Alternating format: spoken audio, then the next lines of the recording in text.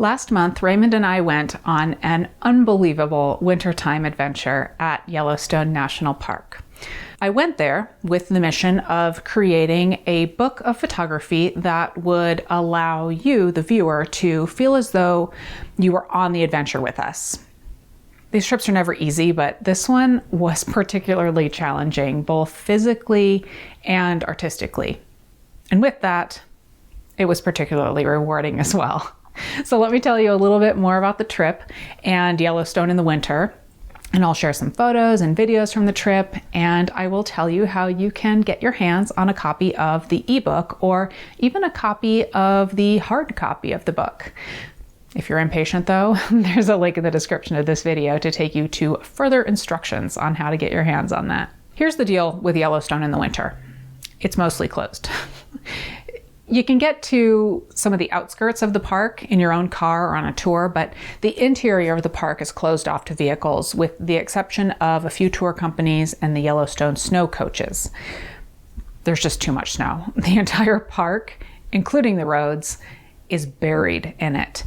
There was only one hotel open in the park this winter, the Snow Lodge. Typically, Mammoth Lodge is also open, but it was being renovated this year. Now you can stay outside the park and take tours to the interior, but I wanted to immerse myself. I didn't want the additional travel time to get into the park every day. I needed to maximize my time because I was making a book, right? So we did stay at the Snow Lodge. We brought our snowshoes and all of our cold weather gear, and of course cameras and lenses and a sense of adventure, because we really didn't know what we would be getting ourselves into. There's just not a ton of information out there on Yellowstone in the winter because not a lot of people go there during the winter. At least a couple times a year, I go on these adventures and create these books and behind the scenes videos for members. And I always choose places where I will be challenged. I choose places where maybe not everyone can go, or at least places within general locations that you might not see because you have to hike a long way to get there, or whatever the case may be. I stay fit so I can get to those places, and I enjoy taking the road less traveled, so to speak. So I work hard doing what I do as Snap Chick, but I realize how lucky I am to not only be a photographer for a living, but also to be able to choose my own projects and work for myself. So I will push myself over that next ridge or those last couple miles if I think that I'll be able to bring back some beautiful photos for you. But anyway, I did say that this trip was particularly challenging. I felt stressed going into it. I felt stressed during it. And I think I stress ate more than a few handfuls of chocolate chips as I created the book after the trip was all said and done. The planning for this trip needed to be more detailed than I normally do. I typically have a general idea of what I want, but I kind of go with the flow depending on the weather, what I might find out when I'm there, and how I feel. But in this case, I needed to plan actually getting to the lodge, which took multiple vehicles and reservations. And to get anywhere in the park, I knew that we would either need to go on foot, or snowshoe rather, which scared me more than a little bit because of the weather, sub-freezing temperatures, snow, and also because of the remoteness of it. There aren't a lot of people around, and the trails are totally snowed over, and there are hot springs that could be incredibly dangerous if we wandered too near one. So snowshoeing on our own seemed like maybe it wouldn't be the smartest choice for our first trip there during the winter. And the only other option is to book snow coach tours. There are a bunch to choose from, so I did book us a tour for each day, and that way I felt that we'd have the greatest chance of getting variety in our photography. It was definitely difficult for me to feel a little bit out of control of the situation. I wasn't going to be able to roll with the punches and change plans if I felt like I needed more photos. I was locked in to the places that the tours would go and the limited amount of free time that we would have. Okay. Aside from the planning and the artistic challenge, this was a physically demanding trip. It was incredibly cold. I swear my feet didn't feel defrosted until I was back in Arizona. It snowed often and a lot. And while we did spend a significant amount of time riding in the snow coaches to get to different areas of the park, anytime we wanted to get around on foot, it was through the snow.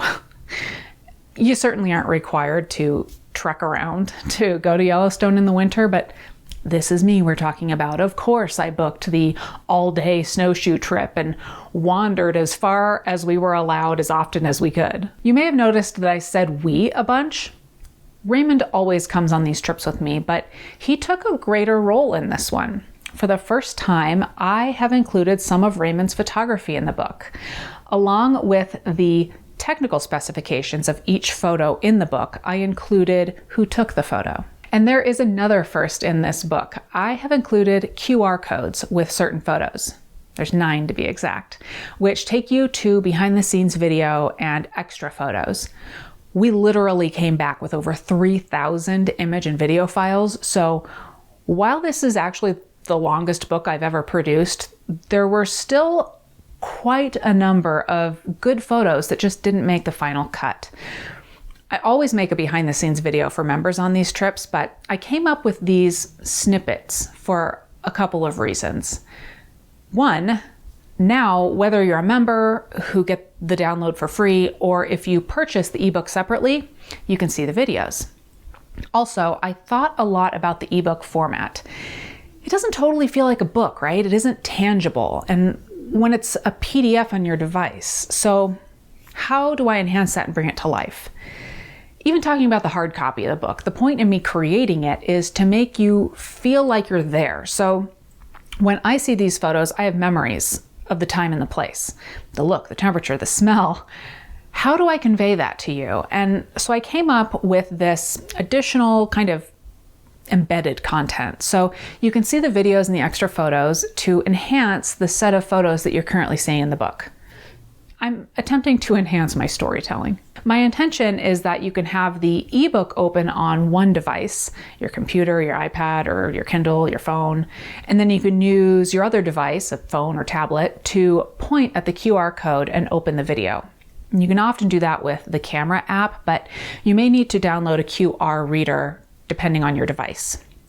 This way, you can have the book open on one device and also see the behind the scenes snippets on another device.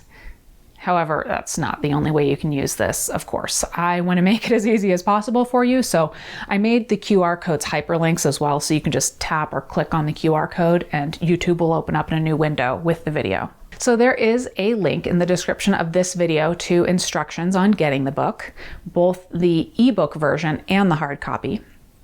I hope that you enjoy it. I hope that you get a feel for the absolute wonder that is Yellowstone in the winter. But to close things out here, check out this peak of the trip. And you have to ask yourself, would you get in the F-mount bed or would you get in the Z-mount bed? So behind me is Old Faithful. We made it. It's a lot quicker going with the snowshoes, except the snow is deep and real powdery. It snowed all night long, so still difficult. Still out of breath. We got sun. We got sun, everybody. It's been so cloudy and snowy. And this afternoon, the skies turned blue.